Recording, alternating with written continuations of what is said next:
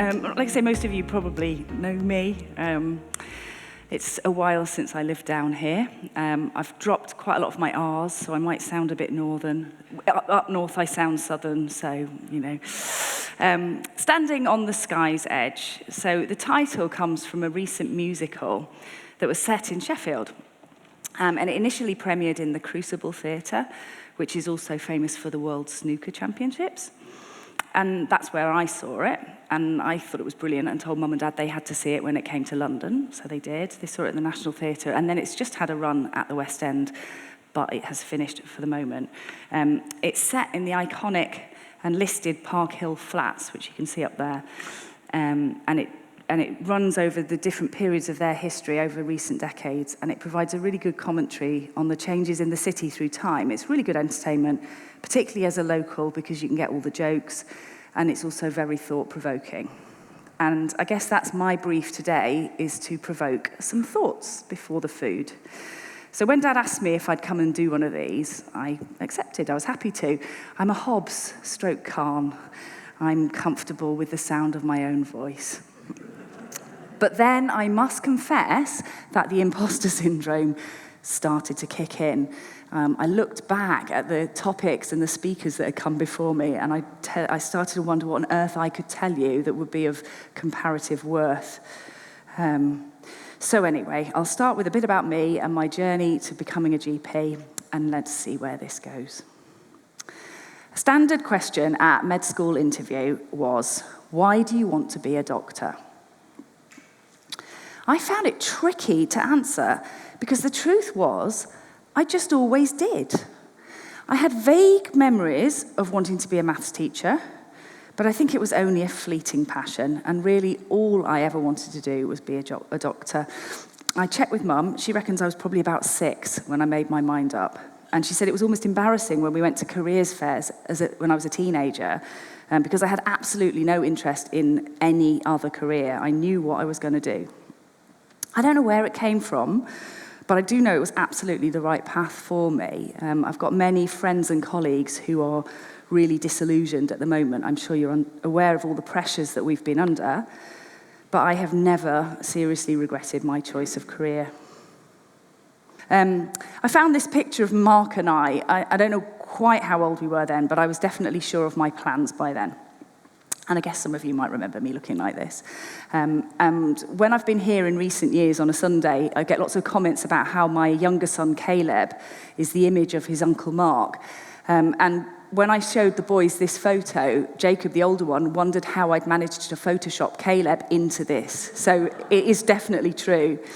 I worked hard at school, and I took the subjects that I needed in order to get into medical school, which was biology, chemistry, maths. If I hadn't have known what I wanted to do, I might have done completely different A-levels. I think I'd probably have done French, history, and maths, but then I don't know where I would have gotten, so here we go. The vocation one, I got my place at Birmingham, and I did 5 years of hard grind. Told you I'm no good at that. Here I am, graduating in 1996. So along the way, you start to think about what sort of doctor you want to be. And if you'd asked me as a teenager, I would definitely said a GP. You see, I used to love going to see Dr. Nightingale at Bourne Hall Medical Centre. My Auntie Dorothy worked there, and I used to like to see her.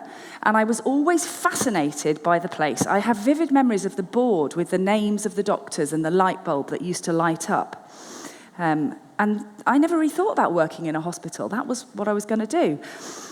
I don't remember exactly when, but at some point while I was a student, I remember being in church and having a clear feeling that God wanted me as an inner city GP. However, Birmingham Med School in the 90s was very hospital-focused, and in the 5 years there, we did a massive 4 weeks of general practice. They told us at the time that roughly half the year group would become GPs, but that didn't seem to have filtered through to the course. So my head was filled with hospital careers, and that's the path I started down. I did my house jobs in the West Midlands, and I did a hospital medical rotation in Chesterfield for 2.5 years. But partway through this, I started to question where I was going and explored the idea of being a GP. Now, some of the consultants were horrified. I was told on more than one occasion that I was, quote, too good to be a GP. More about this later, but it's a sad reflection on the internal divisions within the NHS. It was a lot easier back then in terms of switching medical careers. I managed to get a 6-month GP registrar job just as a tryout in a place called Pittsmore in Sheffield, and I never looked back. Within weeks, I was sure this was the job I was made for. Over the years, I've worked out why. You see, broadly speaking, I'm a lot more interested in the people than what is wrong with them. I'm fond of telling students and trainees that general practice is more art than science. And by that, I mean it's so much more about dealing with people, understanding their fears and concerns, recognizing the patterns that things present in, and making and communicating a plan than the process of making diagnoses and curing people. I love that each day is different. You can never be sure who will walk through your door. I love that we care for people from cradle to grave and via every stage of life in between.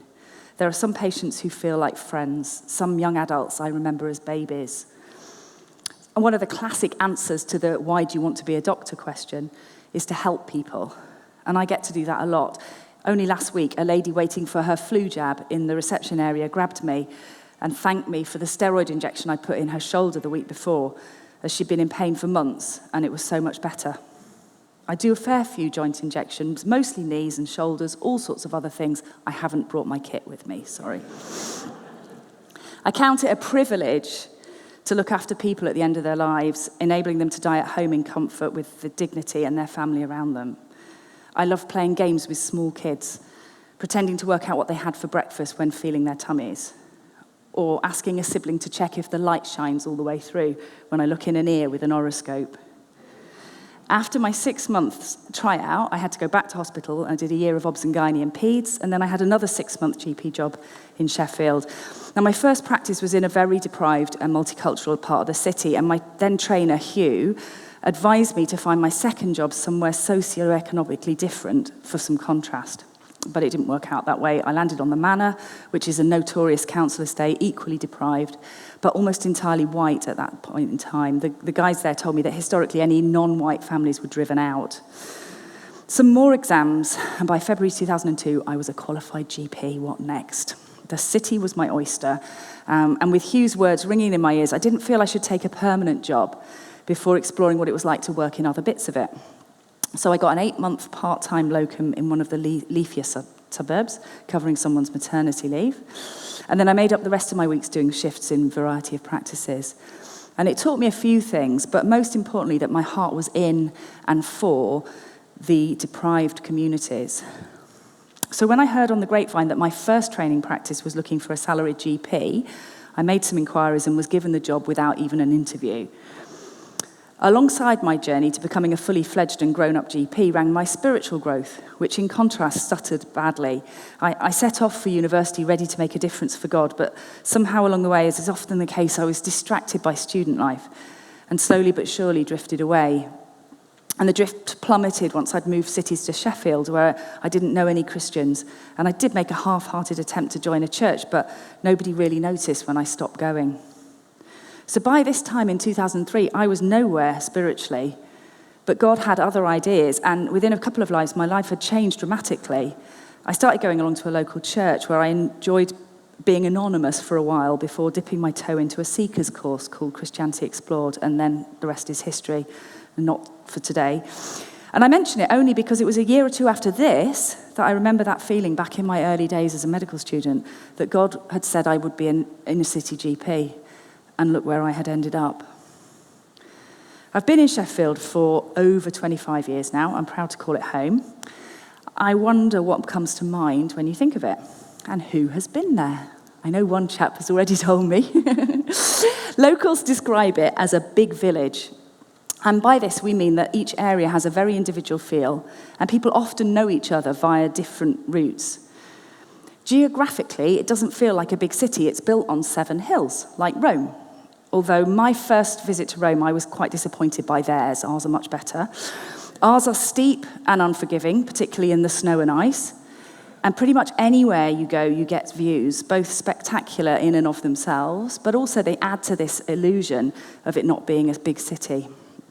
Yorkshire folk are gritty and no nonsense. They call a spade. But they're very welcoming and friendly, and it doesn't feel odd at all to me now that strangers will just strike up conversations anywhere. It's also not surprising that Sheffield has one of the highest graduate retention rates in the UK. So in fact, my husband Richard and I are unusual amongst our friends because we both went to university elsewhere. To many, Sheffield will be thought of as a dirty, industrial northern city. But the once thriving heavy industries are a shadow of their former selves. And in fact, you may be surprised to hear that it's Europe's greenest city and has branded itself the outdoor city. The Peak District starts within the city's boundaries, and there are parks and green spaces everywhere. But it's also a city that is deeply divided in terms of wealth and prosperity.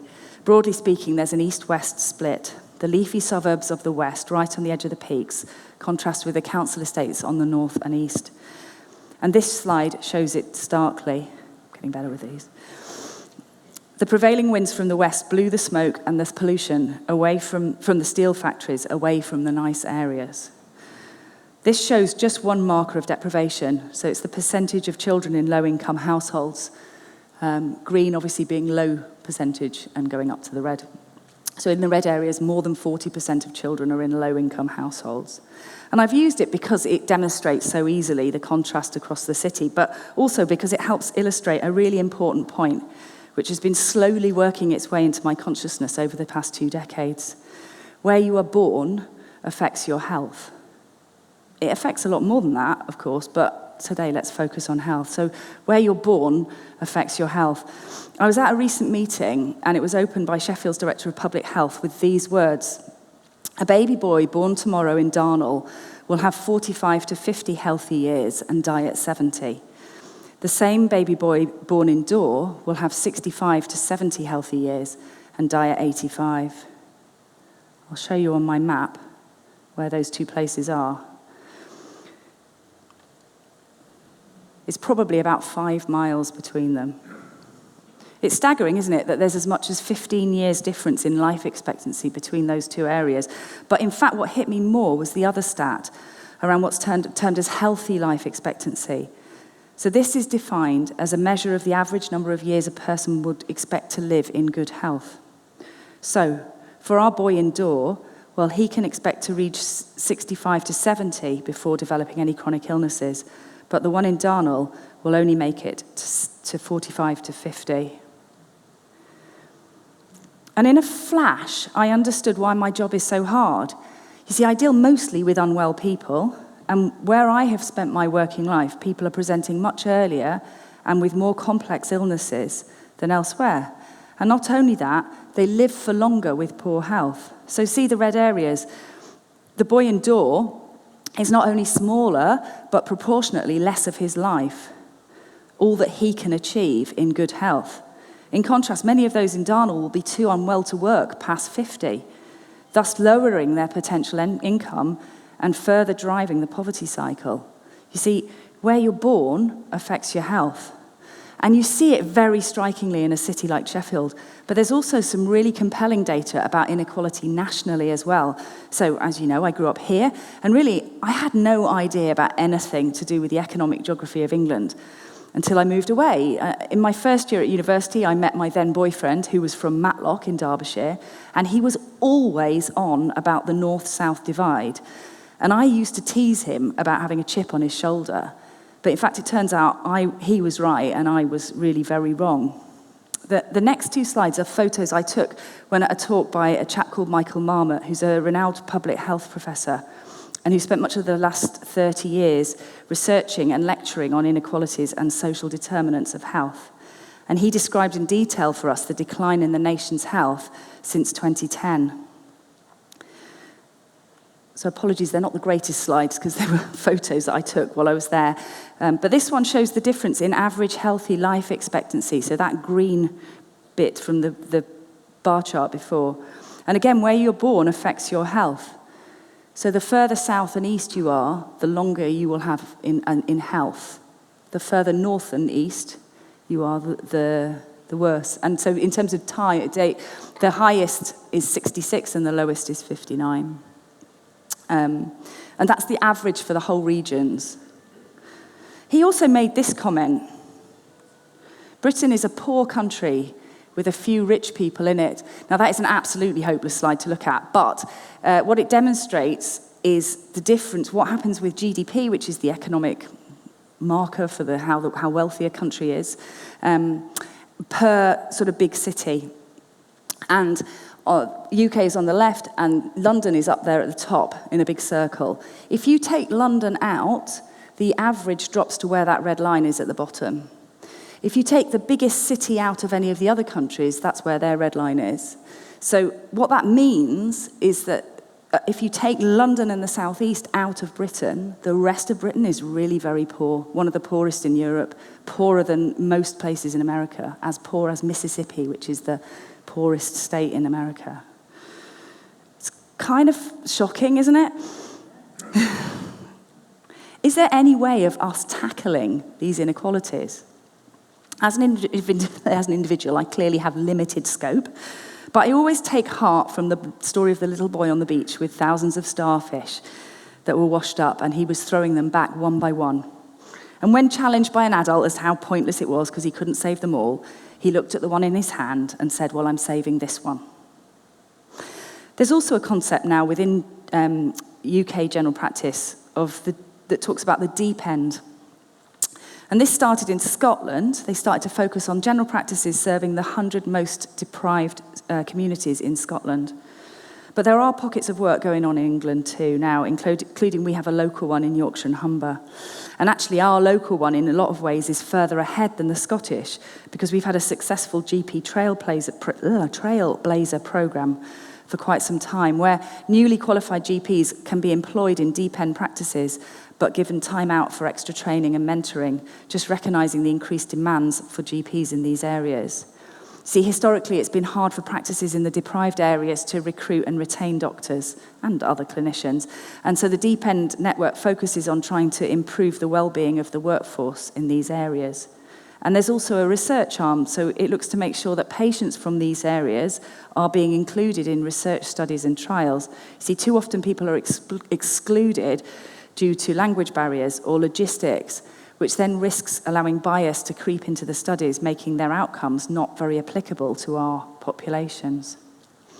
Alongside the formal Deep End project, we have a group of passionate doctors and managers who meet semi-regularly and communicate a lot by WhatsApp. We're self-titled Sheffield's Mighty Women. We probably have delusions of grandeur, but we spur each other on in our individual work and also in lobbying others within local and national healthcare politics to try and make the biggest difference we can for our patients. As an aside, I have a couple of funny stories about being a female doctor. The first was when I was working in Chesterfield Hospital and as an SHO, and I was working in the respiratory clinic, and I saw a gentleman. I sent him off for a chest x-ray. He came back. I saw him with his chest x-ray, made a plan, did a prescription, whatever. And as he left, he got to the door, he turned back and he said, "It must be terribly helpful for the doctors to have you here." And I thought, I wonder who on earth he's seen. That was the first one. A few years later, I was working as a locum, as a GP in a practice in Worksop, in an old prefab little building, very thin walls. And I was the first woman doctor that they'd had there in a long time. And I saw an old lady came in to see me. And she trotted back out and she announced to the waiting room, "It's a woman!" And then she said, "Not even that, it's a girl." I don't quite know how I'd sort of drugged myself back from that. But anyway, there we go. Back to inequality. Ultimately, the only way to tackle inequality like that is on a national level, which is what they talk about with levelling up. And the most efficient way to do this is to invest in our very young. So American research has shown that for every $1 invested in early childhood development, we'll reap 7 in later life. We need to stop thinking of it as cost, but as an investment which can reduce crime and promote better health and better productivity. Interestingly, a GP in my book group this week told me that the most worthwhile thing we can do is to teach children to read.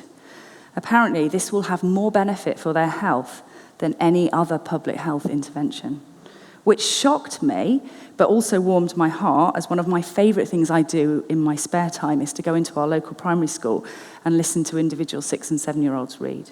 More on where I live later. But many of these kids don't have books at home or parents confident enough to read in reading to help them. So I've spent the best part of 2 decades working in Pittsmore, which is that little black cross in the middle of the red there.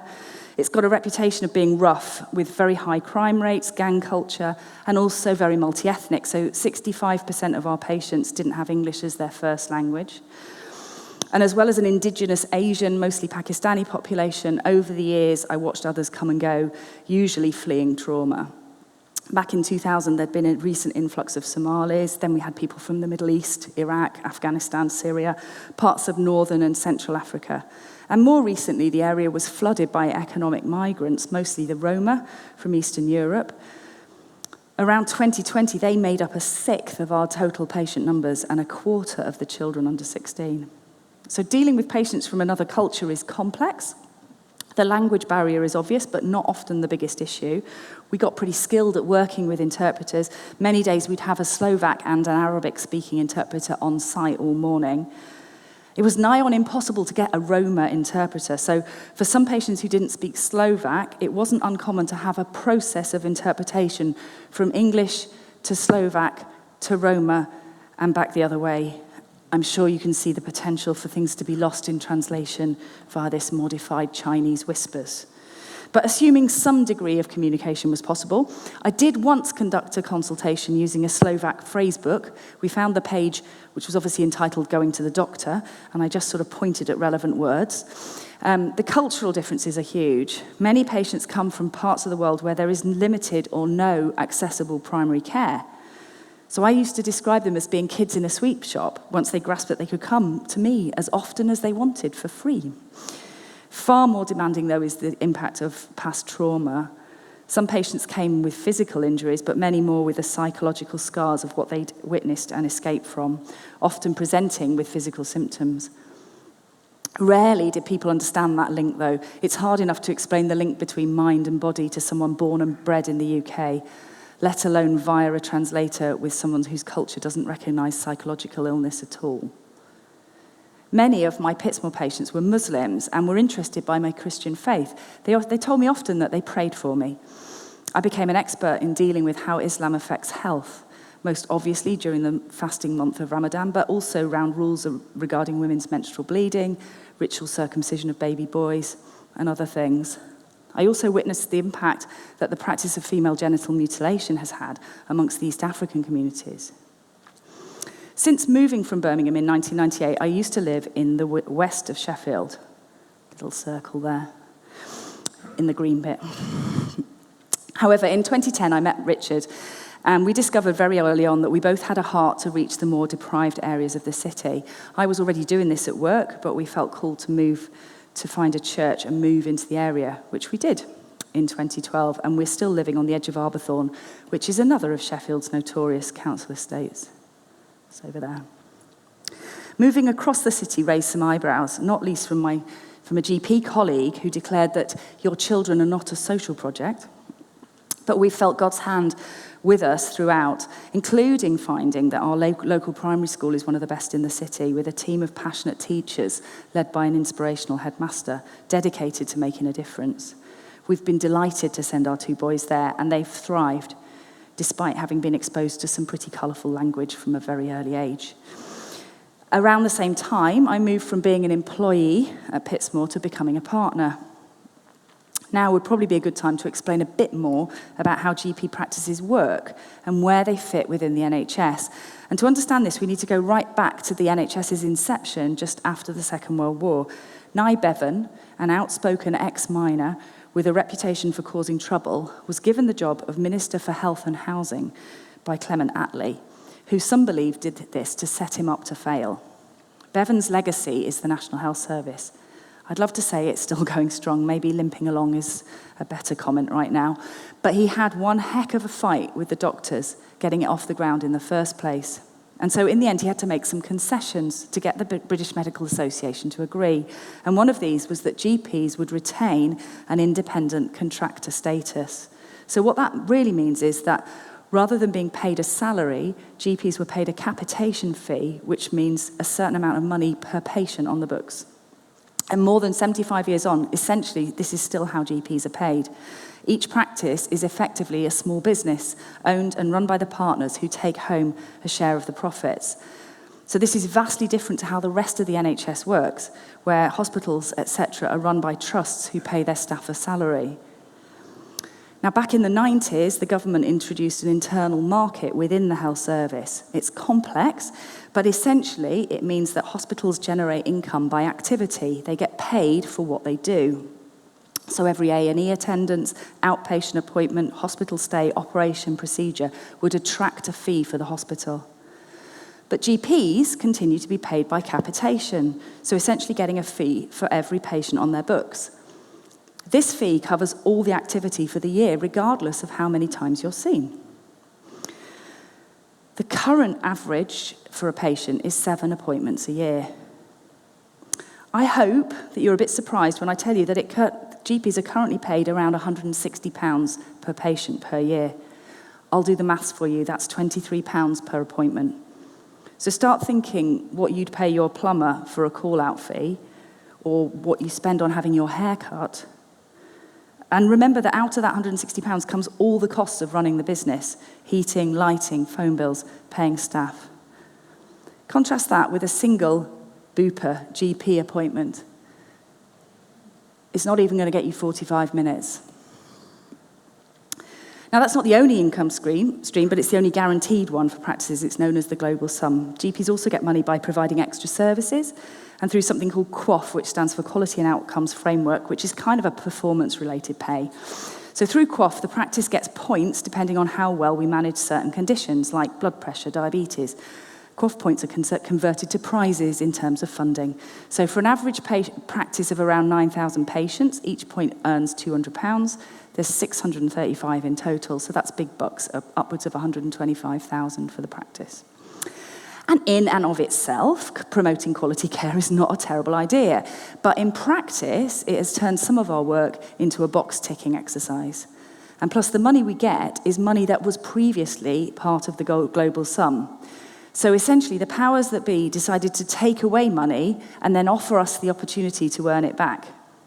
They also pulled that stunt regarding opening hours a few years ago. Same deal, we'll take the money away, but you can have it back if you open for longer.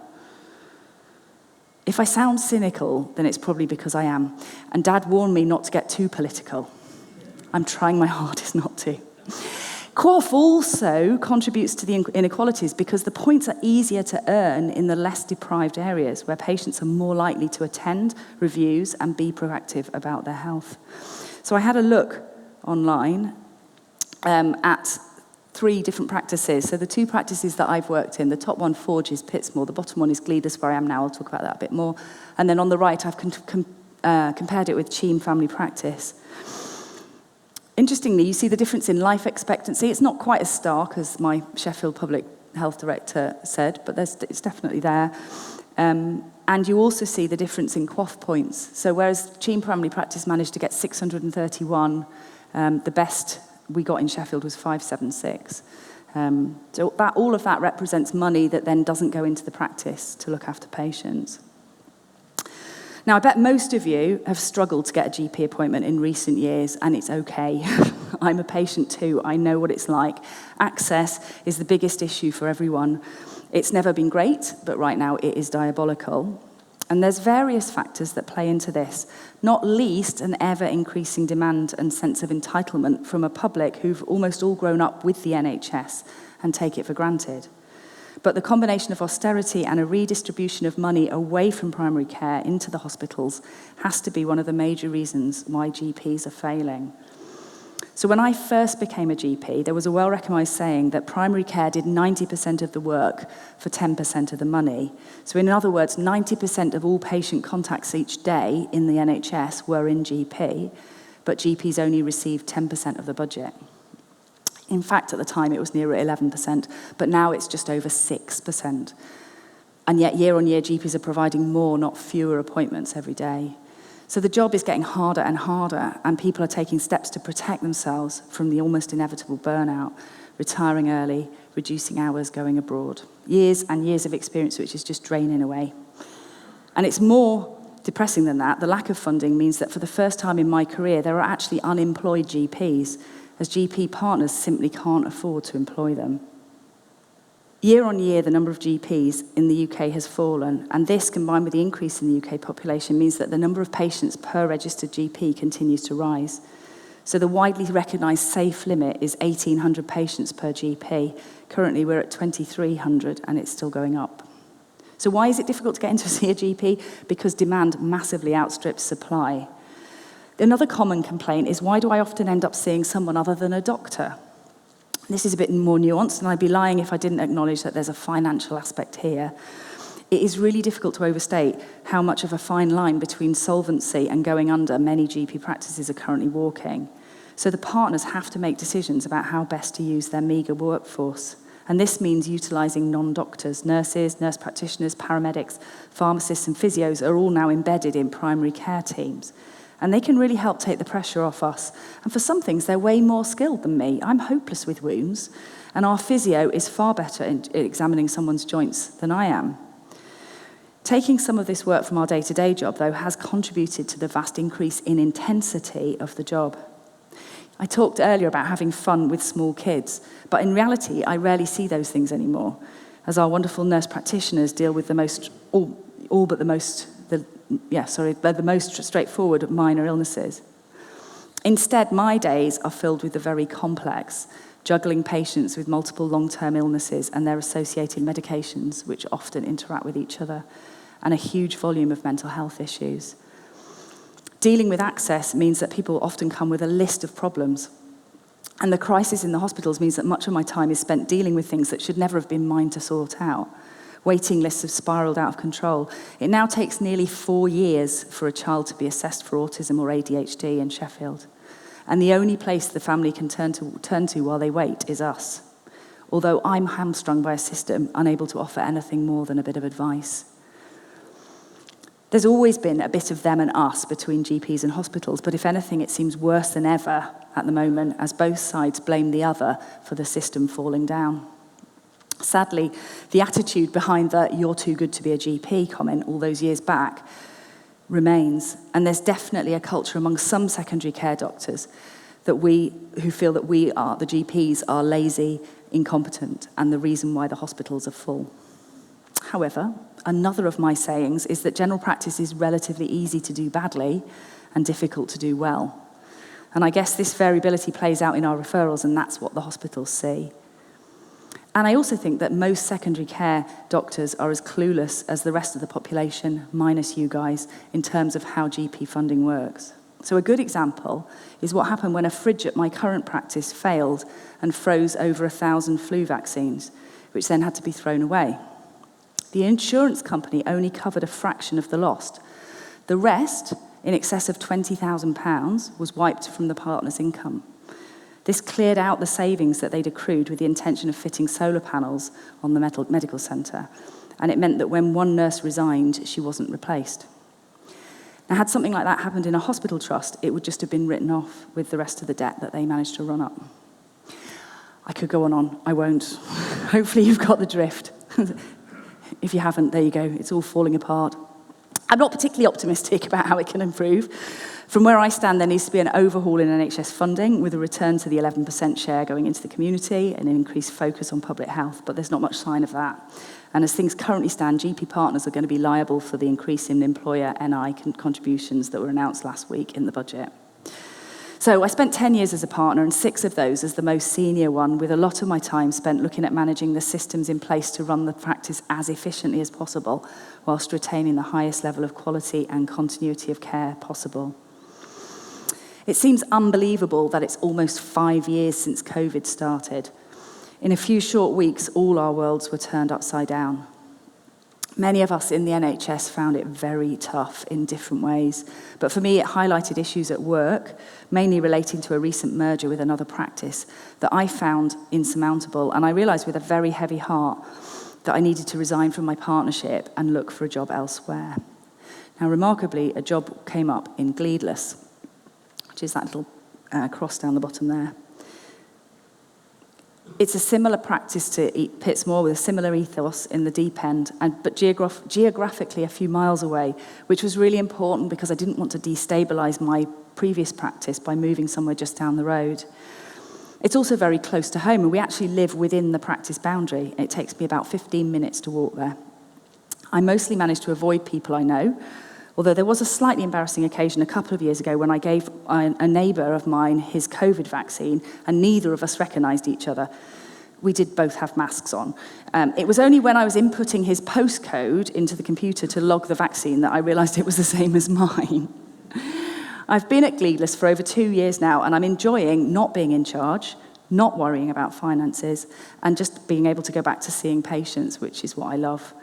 The demographics are similar, but with subtle differences. The proportion of non-English speakers is much lower, although not completely absent. And by contrast, there's far more white working class patients who are poorer than even those in Pittsmore. Substance misuse, particularly alcohol, is rife with all its associated social consequences. On the whole, it is easier working here, but certainly not easy. The practice serves Gleedless Valley, which is an estate built in the 1950s. It's really an amazing feat of architecture. So I found this description on Wikipedia. Those are all photos I took while I was just out and about. One of the main challenges in its design was the rolling terrain of the area, with slopes averaging between 1 in 8 and 1 in 4 in places. This was overcome by using patio houses, chalet-type housing, and blocks of cluster houses, which could be varied in design to suit the slope. The way that the housing was built impressively on the contours of the land and the retention of the ancient woodland is the reason that the Gleedless Valley project is held in such high esteem. Many of the older patients have lived on the valley since it was built, and they speak with pride about how people visited from all over Europe to see it, as some of the design was so revolutionary. Sadly, it's now known for the crime, poverty, and social breakdown, but I still find it remarkable. Home visits remain a core part of GP, and one that I really enjoy. Call me a nosy so-and-so, but there's something fascinating about seeing people in their own homes. Even if some of the homes are more habitable than others, there are definitely some places where I decline to sit down. Back at Pittsmore, before the pandemic, we were loaned a couple of e-bikes from the council, and a number of us started doing visits on them.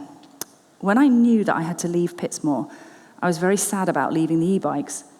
Imagine my surprise and pleasure when I found that they had one at Gleedless. See, in fact, on the way down to having a look round the practice to see about whether I should apply, I prayed that God would give me a sign as to whether this really was the right thing to do. When Jez, the partner showing me round, proudly took me into the boiler room to show me their e-bike, I whispered a silent thank you. I've now bought my own. Here she is. Pride and joy, locked up by the impressive church building on the estate whilst I was out visiting recently. This church is thriving actually under the care of David, who coincidentally was my supervisor when I was a ministry trainee for a year at Christchurch Fulwood. That is another whole bit of my story that I'm not talking about. There's a growing community of e-bike GPs across the city, doing our bit for the planet, taking a car off the road, modelling active travel and lifestyle to our patients, and in fact, just being quicker in rush hour traffic, with the added bonus of being able to nip down bus lanes and through various ginnels between the houses. I really enjoy channeling my inner call the midwife and getting out and about at lunchtime. In fact, even tomorrow morning, I will be out and about on Ellie, my bike, doing flu and COVID vaccines for the housebound patients. Now, as I come to a close, it'd be very remiss of me not to talk a bit more about my faith and the impact of that. And I would say that on many levels, it's pretty easy to be a Christian in a healthcare team. We're well represented in the caring professions, and colleagues who are not Christians themselves are often very sympathetic. I've always found it easy to be open about my faith with my colleagues, and I can't ever remember any significant negativity or discrimination. For a while at Pittsmore, we even had a weekly prayer meeting for the staff before the day started, which was great. It's harder to be upfront with patients, as there have been some high-profile cases of healthcare workers getting into trouble with their relevant bodies for attempting to share their faith with patients. My position as a GP is a delicate one, and I'm conscious that patients are vulnerable and I can't take advantage of my standing. Interestingly, I found it easier to talk to the Muslims in Pittsmore who were much more keen to chat. We go to church in yet another Deep End estate, and from time to time I hear testimonies there of how God has moved powerfully in people's lives, people often trapped in addictions, poor mental health, devastatingly sad social situations, people exactly like my patients. I was particularly struck one morning by one such testimony, and I asked the church if they could pray for me and others working in similar situations, as it would be just great if my patients could meet Jesus. After the service, a couple of people came over and suggested I put something on the wall to indicate my faith. Now, at the time, I shared my room with another doctor who's probably the most atheist of them all, and I couldn't see how this could ever work. But within a couple of months, a different doctor had left, and I got the chance to move into my own room. So I commissioned Mum to do this cross-stitch for me. It has the words of the prayer of St. Francis of Assisi, "Make me an instrument of your peace." And here it is, hanging on the wall in my consulting room.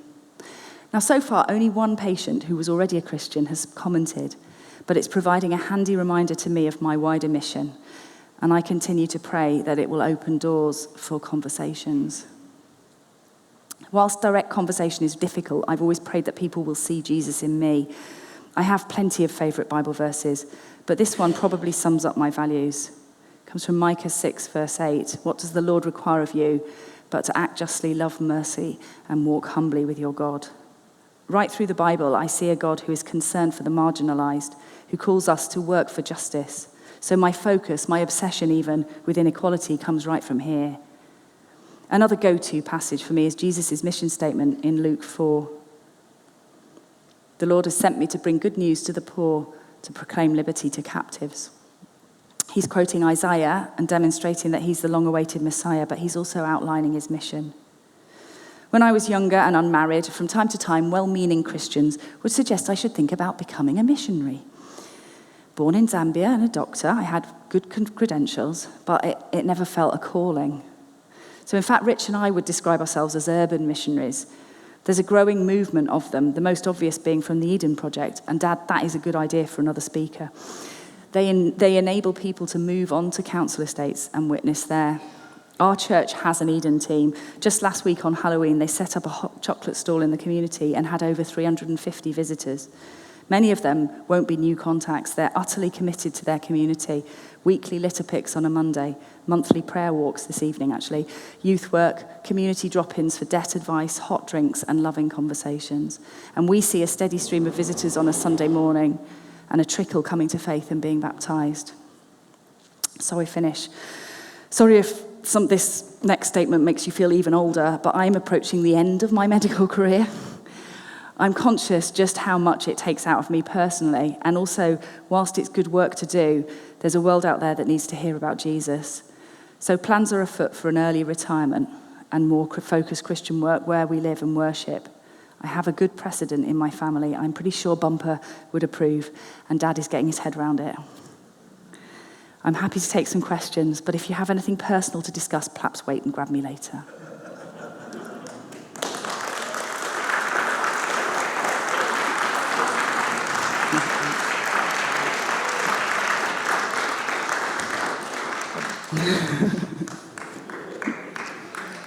Well, how do I follow that? I knew she was a politician as well, and I just thought it was interesting to hear, Ali, from the inside, really, what the pressures are, what the secular pressures are. You know, in church, we're often, praise God, and distant from the real world in some ways. That's a huge generalisation. Can you just describe very briefly, and then we'll take some questions. We've still got a quarter of an hour or so. Why is it that the poor, or at least the people around Leadless and Pittsmore and so on, why their health is so bad? What lifestyle issues are there, and what do you see, and how do you treat them? Okay, so it's a massive topic. Some of it's about infrastructure, so cold homes cause a massive issue for children's health and other people's health. See a lot of respiratory disease due to cold, mouldy homes. There is a lack of opportunity for paid work that gets people out of the poverty, so that people are very much trapped within that. And then people make poor choices. They drink too much, they smoke, they eat the wrong food. Actually, eating the right food is quite expensive. It's much cheaper to eat rubbish than it is to eat well.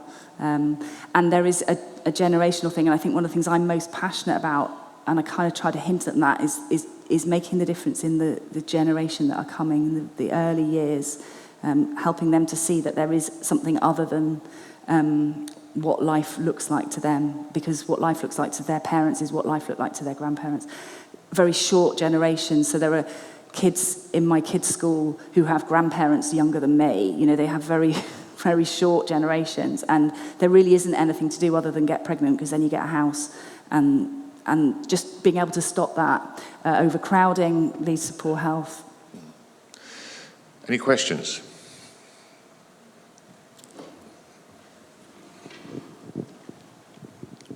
Hello. I lived in Indonesia, which is a very Muslim country, where there was quite a lot of FMG. Now, I think it was still legal, part of the religious culture there. And you did mention it where you live and work. Is it still legal in this country? It's definitely not legal in this country. No, I didn't think it was. It's now actually a crime to knowingly take somebody out of the country for FGM. So for those of you that don't know about FGM, it's a practice where it used to be known as female circumcision. It's where there's some pretty brutal surgery to young girls to kind of protect them, so that when they get married, it gets opened up basically and it's awful. And the statistics of the trauma that it causes, you know, we have lots of patients, or certainly at Pittsmore had lots of patients who had undergone FGM as children, who had huge psychological trauma from that. Interestingly, a lot of those patients are now very anti-it, and so there's quite a movement within the culture to not put their children through that. But certainly if we ever had any suspicions that people were going to be taken, girls were going to be taken back to Somalia, Eritrea, the places, then we would inform social services and let them know. Yeah, so they take them back, supposedly, for the summer holidays. Yeah. So that would be the red flag would be. Does it still happen in this country? No, I don't think so. I've never heard of it happening in this country. It happens back home, but it does still happen, yeah. A very simple question, Ali. If you hadn't gone down the GP route, what would I have done? What area of medicine would you have gone into? Probably geriatrics, I think. It kind of changed my mind along the way, but probably geriatrics. And that's probably because that's the most generalist of all the medical specialties. I was never going to be a surgeon. I'm very, very right-handed, and there's absolutely no way I would have had the skills to be a surgeon. And I wasn't interested in surgery because, as I finally worked out, I'm interested in the people. And when you're a surgeon, your people are asleep. So I was never going to be a surgeon. I had to do 6 months of surgery as a house officer. Then I did medicine. I had wondered about doing paediatrics, but I never, what happened, I ended up getting this medical job. But yeah, so probably Jerry's. Actually, it's quite comforting when I look round here. Can I just ask something else? Of course. This is totally different. As I was passing my local practice the other day, I saw a notice outside, and tell me if I'm wrong, and if anybody else has seen this, they were actually recruiting for patients. Yes. And I thought, what? Well, now I would have thought doctors, yes, but no, patients? And now you understand why, because patients equals money. So the more patients you have on your books, you get £160 for each patient that you have. So you want more patients, even though... Now, what you really want, I'm afraid, is not you lot. What you really want is nice, young, working men, not women, because women need contraception and other things. So just nice, young, working men who aren't going to bother you, who you can collect your £160 and not have to do an awful lot for. We did have a conversation once, about 10 years ago. They were opening up some new flats down the bottom of where Pittsmore is, down the bottom of the hill towards the city centre. They were regenerating part of the city centre, and they were putting up some quite posh flats. And we had a conversation about whether it was legal, practical, to go round and flyer all these flats to see if we could get the patients to come and register with us, because we knew that they would be the sort of patients that we wanted. We didn't. But that's why. Okay. Tony. Ali, thank you very much. This might sound discriminatory, but why is there still a significant difference in the lifetime expectations of men and women? Oh, good question. Historically, it was because of men suffer more with heart disease, so I suspect it's probably that. But I don't actually know the answer. That's me guessing rather than knowing for certain. But I think that's probably why. Yeah. Could I come in demography, which is part of my work? The differential between male and female life expectancy is about, historically, men did a heavy work, historically, and men went to war. And that was the two primary factors alongside whatever contemporary things now. Sorry. Other question? Yes, Marguerite. While you're waiting for the question, this is a political bit that I didn't put in, but until 2010, the British life expectancy, broadly speaking, in Britain went up by a year every 4 years until 2010, and then it stopped, and it has stabilised and has not gone up at all since 2010. I'll leave you to draw your own conclusions about what happened in 2010. Hello. Well, two questions now. Why, if it historically is because men went to war, I suppose they still do go to war, so forget that one. Sorry. Why, £160, is that per annum? Yes. Not very much, is it? Nothing? No. No. And that's why, the other thing I kind of toyed with putting in, I didn't put in just for time, was, the other question that people say is, why does the receptionist want to know what's wrong with me? That's the other big gripe that people have. Why can't I see a GP? Why do I not see a GP when I even get in through the door? And why does the receptionist want to know all about me?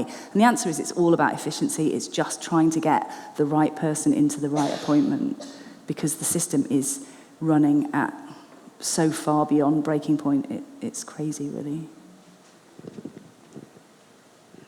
Hi, thanks for a very interesting talk. The GP that I go to, I think, is very efficient, and that they say no phone calls unless you cannot use a computer.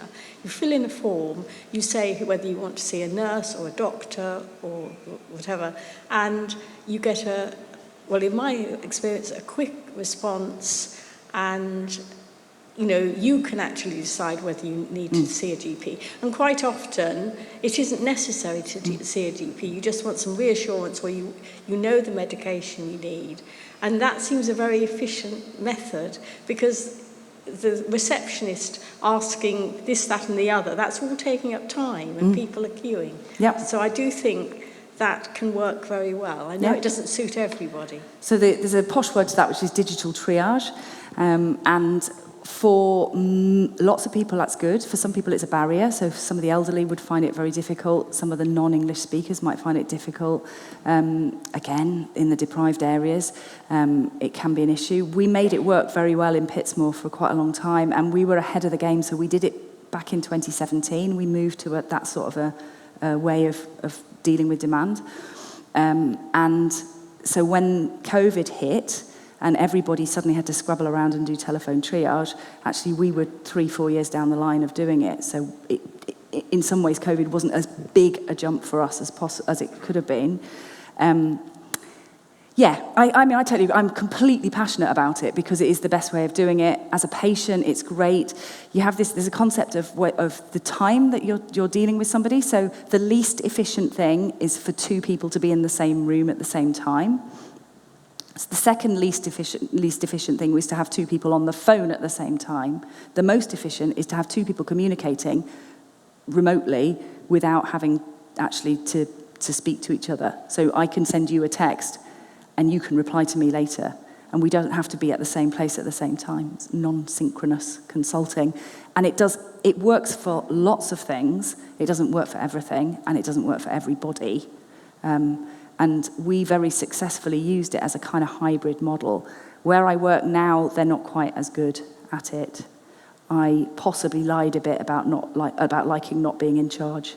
Sometimes I wish I was a bit more in charge. Most of the time, I'm fine. Where did she get that from? Last question, Graham. This isn't quite a question. I should say I did work 37 years in the NHS in a hospital. But I am actually quite worried about what's happening in the GP surgery. But I was interested in the financial thing. That is appalling. I'm not surprised. Now, I had a GP who retired. We had such a good relationship. He actually hugged me on the way out. And in fact, I saw him starting work about the same time as I did. But I was very worried recently by two GPs who saw me. It's very personal, but I'm not going to go into the great detail.